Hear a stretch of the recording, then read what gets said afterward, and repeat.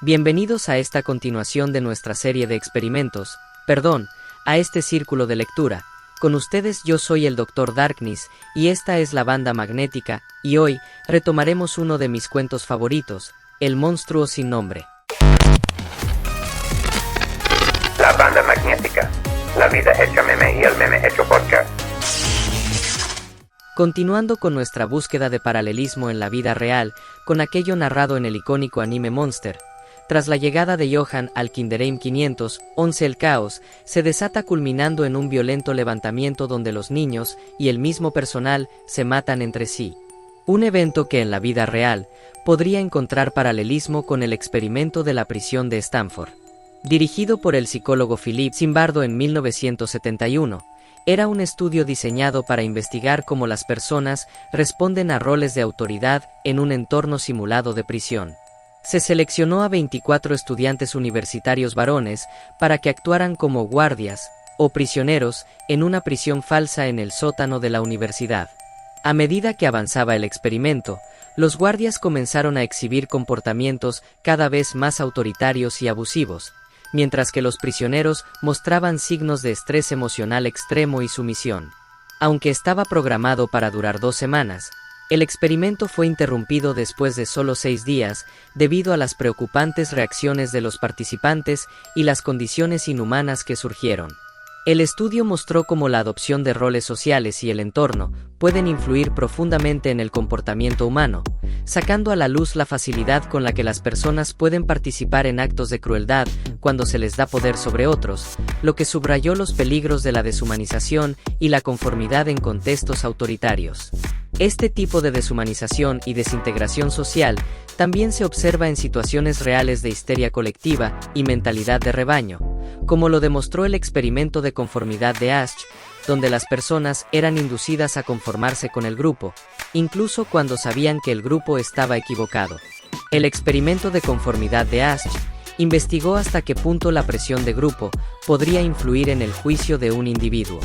En el estudio, los participantes eran colocados en una sala con varios cómplices del experimentador que pretendían ser otros participantes. Se les mostró una serie de tarjetas con líneas de diferentes longitudes, y se les pidió que identificaran cuál de las líneas de una tarjeta coincidía en longitud con una línea de referencia en otra tarjeta. Aunque la respuesta correcta era evidente, los cómplices deliberadamente daban respuestas incorrectas en algunas rondas. Asch encontró que un alto porcentaje de participantes conformaba su respuesta a la del grupo, incluso cuando esta era claramente incorrecta, mostrando que la presión social puede llevar a las personas a conformarse con la mayoría, a pesar de lo que sus propios ojos y juicio les indican. Este experimento destacó la potencia de la conformidad social y el deseo de no ser el diferente dentro de un grupo. Por supuesto, la historia del Kinderheim 511 no acaba ahí, y los resultados de los experimentos en Monster a menudo resultaron en individuos emocionalmente desensibilizados y disfuncionales, como Grimme, que es incapaz de mostrar amor verdadero.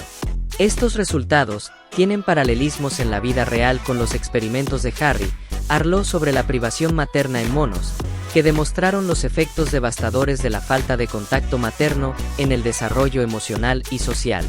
Los experimentos de Harry Arlo, realizados en las décadas de 1950 y 1960, exploraron la importancia del apego emocional y el cuidado materno en el desarrollo de los primates. Arlo separó a crías de monos rhesus de sus madres poco después del nacimiento y les ofreció 2 madres sustitutas, una hecha de alambre que proporcionaba alimento y otra hecha de felpa suave que no proporcionaba alimento. A pesar de que la madre de alambre les daba sustento, las crías preferían pasar la mayor parte del tiempo con la madre de felpa suave, buscando consuelo y seguridad en su textura suave. Estos estudios mostraron que el contacto físico y el afecto eran más importantes para el desarrollo emocional y psicológico saludable que el alimento. Además, los monos que fueron privados de contacto materno mostraron comportamientos anormales y problemas sociales severos más adelante en la vida, demostrando los efectos perjudiciales de la falta de apego emocional en el desarrollo temprano. Estos experimentos subrayaron la necesidad fundamental del contacto físico y el afecto en el desarrollo infantil como algo esencial. Algo no tan alejado de lo que Mikhail Petrov, el exdirector del Kinderheim 511, encontró en sus contraexperimentos, arrepentido de lo que hizo. Vaya, la importancia del amor. El trauma infantil y la falta de afecto pueden resultar en problemas emocionales y sociales de por vida, similar a los efectos devastadores que los experimentos del Kinderheim 511 tienen sobre sus sujetos. En la serie otro aspecto inquietante es cómo Johan empieza a incitar a niños a suicidarse mediante un juego. Esto puede remembrar al reto de la ballena azul en la vida real, una supuesta serie de desafíos virales en línea que se rumorea incitaban a los jóvenes a realizar actos autodestructivos, culminando en la automorición. Sin embargo, a pesar de la cobertura mediática extensa y las preocupaciones por su impacto, la existencia real del juego es incierta, ya que muchos investigadores han encontrado pruebas limitadas de su existencia y funcionamiento. La mayoría de los informes sobre el juego se basan en relatos y teorías no verificadas, lo que ha llevado a una mezcla de alarmismo y escepticismo. La controversia ha resaltado el impacto de la cobertura mediática en la percepción pública y la posible amplificación del riesgo mediante la exageración de fenómenos virales, reflejando cómo el pánico moral puede distorsionar la realidad y crear preocupaciones infundadas. De hecho, el efecto Werther, también conocido como el contagio de la automorición, guiño, es un fenómeno donde la cobertura mediática de una automorición puede llevar a un aumento en las tasas de automorición, especialmente entre individuos vulnerables. El término proviene de la novela Los sufrimientos del joven Werther, de Johann Wolfgang von Goethe, en la que el protagonista se suicida de manera trágica, lo que llevó a numerosos informes históricos de imitadores que cometieron automorición de manera similar. Este efecto demuestra cómo la exposición a relatos detallados de automoriciones en los medios de comunicación puede influir en la conducta de personas susceptibles, al presentar la automorición como una opción viable o incluso romántica. Aunque parece que si bien puede haber una correlación con historias ficticias, esta es aún más cierta con historias no ficticias como las noticias, por ejemplo. Por otro lado, uno de los casos que vemos de las manipulaciones de Johan es a uno de los niños de Mikhail Petrov, quien luego es salvado por Grime y Tenma, de manera muy similar a como Dieter logra salvar a otro niño del juego de Johan. En este caso, esto se parece mucho al experimento de indefensión aprendida, realizado por Martin Seligman en la década de 1960, cuando investigó cómo las personas y animales pueden desarrollar una actitud de resignación y pasividad tras experimentar situaciones inescapables. En el estudio, perros fueron sometidos a descargas eléctricas inescapables, y, cuando se les dio la oportunidad de escapar en una fase posterior del experimento, esos no intentaron evitar las descargas, a pesar de que podían hacerlo. Este comportamiento de resignación, o indefensión aprendida, se caracteriza por la percepción de que las acciones propias no pueden cambiar una situación negativa, lo que lleva a la falta de intento de mejora incluso cuando se presentan nuevas oportunidades. El experimento mostró cómo la exposición a condiciones incontrolables puede afectar negativamente la motivación y la capacidad de los individuos para actuar de manera proactiva en el futuro.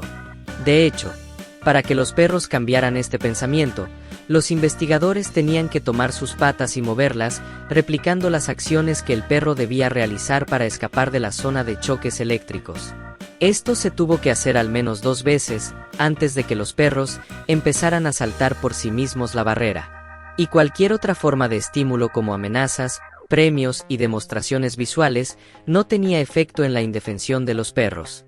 Esto último incluso se podría ver en cómo Tenma salvó a Dieter del Sr. Harman. Por otro lado, en el último arco de la serie, Johan decide cometer la automorición perfecta, repitiendo el incidente del Kinderheim 511 pero en una pequeña villa aislada, manipulando a la gente y generando paranoia colectiva con el apoyo de Roberto. En este caso, en la realidad, podríamos hablar de nuevo del experimento de la cárcel de Stanford, pero también del experimento de Raverskyve, donde la cooperación en varias actividades de grupos y la competencia en otros puede generar ya sea la unión de un grupo o la polarización de estos. El experimento de Raverskyve investigó cómo se forman y pueden ser superadas las tensiones intergrupales. En el estudio, 22 niños fueron divididos en 2 grupos en un campamento, donde cada grupo desarrolló su propia identidad y cultura grupal. Durante la primera fase, los grupos competían en actividades para ganar premios, lo que intensificó la rivalidad y la hostilidad entre ellos. En la segunda fase, Serif introdujo situaciones que requerían cooperación entre los grupos para resolver problemas comunes, lo que ayudó a reducir el conflicto y mejorar las relaciones intergrupales. El experimento demostró que la cooperación hacia un objetivo común puede disminuir la hostilidad y mejorar las relaciones entre grupos en conflicto, o por el contrario generar polarización. Sin embargo, otro aspecto psicológico similar serían los casos de histeria colectiva, también conocida como psicosis colectiva. Es un fenómeno en el que un grupo de personas experimenta una reacción emocional y comportamental desproporcionada a un evento o situación, a menudo basada en miedos irracionales o rumores. Este fenómeno puede llevar a la propagación rápida de comportamientos inusuales, pánicos o creencias erróneas entre los miembros del grupo. Un ejemplo clásico de histeria colectiva es el pánico satánico, en Estados Unidos durante las décadas de 1980 y 1990, donde informes no verificados de rituales satánicos llevaron a acusaciones y juicios sin pruebas concretas. Otro ejemplo es el pánico por el veneno en los alimentos en el siglo XIX, donde informes sobre venenos en productos alimenticios causaron disturbios y escándalos, a menudo basados en rumores y desinformación más que en evidencia concreta. Estos casos ilustran cómo el miedo y la desinformación pueden llevar a reacciones en masa que no están justificadas por la realidad. En fin, la vez pasada acabé con una frase de Johann que resume muy bien el conflicto de Tenma a través de toda la historia, pues a nuestro colega doctor le conflictúa el que todas las vidas deberían ser iguales a sus ojos en contraposición a la visión de Johann, pero a la vez se siente responsable de haber salvado a un monstruo.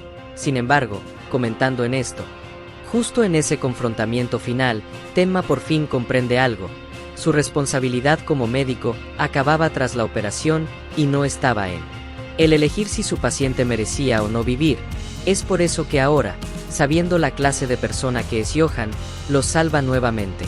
Esta lección le costó bastante a Tenma, y creo que es un cierre poético a este par de capítulos, pues mucho de lo que sabemos hoy en día en la psicología también nos ha costado bastante como humanidad, y también hay otras tantas cosas que creo que, aunque las tengamos ahí, no las hemos aprendido. Con esto me despido. Esto fue La Banda Magnética, y yo soy el Dr. Darkness. Recuerden que nos pueden encontrar en Instagram y Facebook como La Banda Magnética, y pueden seguir nuestro podcast en YouTube, Spotify, iHeartRadio y Google Podcast, o escribirnos a bandamagneticapodcast@gmail.com. Repito, bandamagneticapodcast@gmail.com. Los monstruos son muy reales, pero no viven bajo la cama o detrás del closet, están ahí afuera y se ven como todos nosotros.